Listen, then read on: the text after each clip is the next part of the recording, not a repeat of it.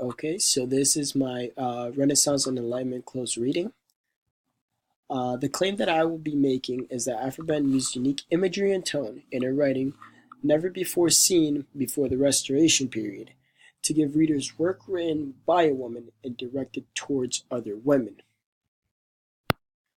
So while watching the Restoration video that we were assigned, called The Restoration, England, Charles II, the Arts, and Pornography, the narrator states that liberty, according to the Oxford English Dictionary, was rarely applied to a woman.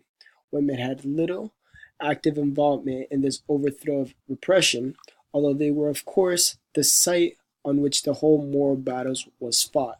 The pornographic dialogues may be set entirely in the world of women, but what they were saying is directed exclusively towards men. So, for this assignment, I use examples from one of her works.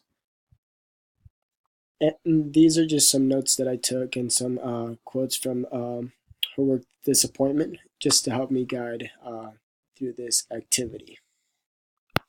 During the Restoration, most work was written by men, and through all the inspiration of uh, previous, like pornographic work that was written by men, I'm sure she was inspired to write her own.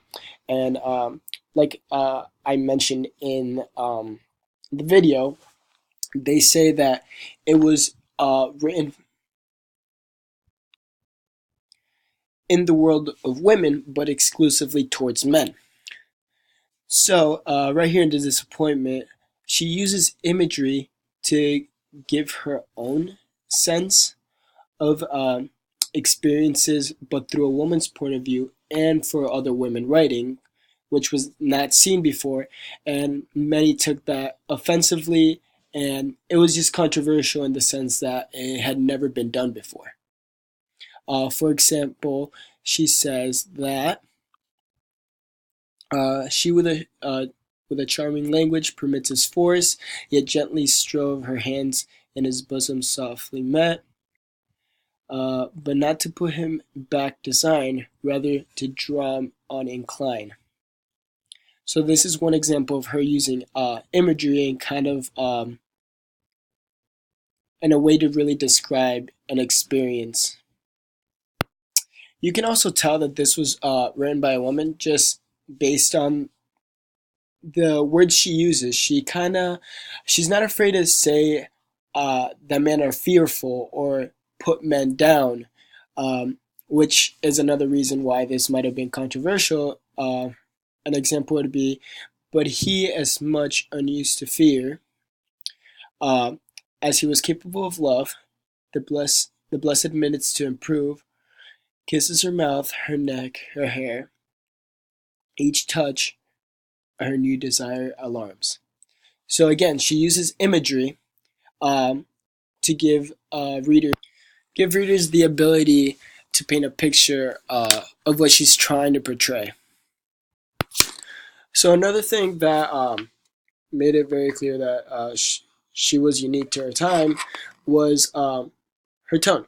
So the tone throughout the poem shifts from a very loving and sensual tone to, at the end, a very dark and remorseful tone. For example, at the end, um, she writes, his silent griefs swells up to storms, and not one god his fury spares. His cursed, he cursed his birth, his fate, his stars, but more the shepherd's charms, whose soft bewitching influence had damned him to the hell of impotence. And to go back to my claim, the work had never been seen before, and this was an instance where it was written by a woman and directed towards other women because, like I said, she put men in a position that they had never been put into before. Um, Most men would not write about uh, other men in fear or damning themselves or anything of that sort. So it gave, I'm sure that women back in the day reading her work uh, made them feel more powerful, as well as they could relate more to it uh, based on their own experiences. And since it was written by a woman herself, um, she used the imagery of perhaps her own experiences as inspiration. So yeah, thank you for watching.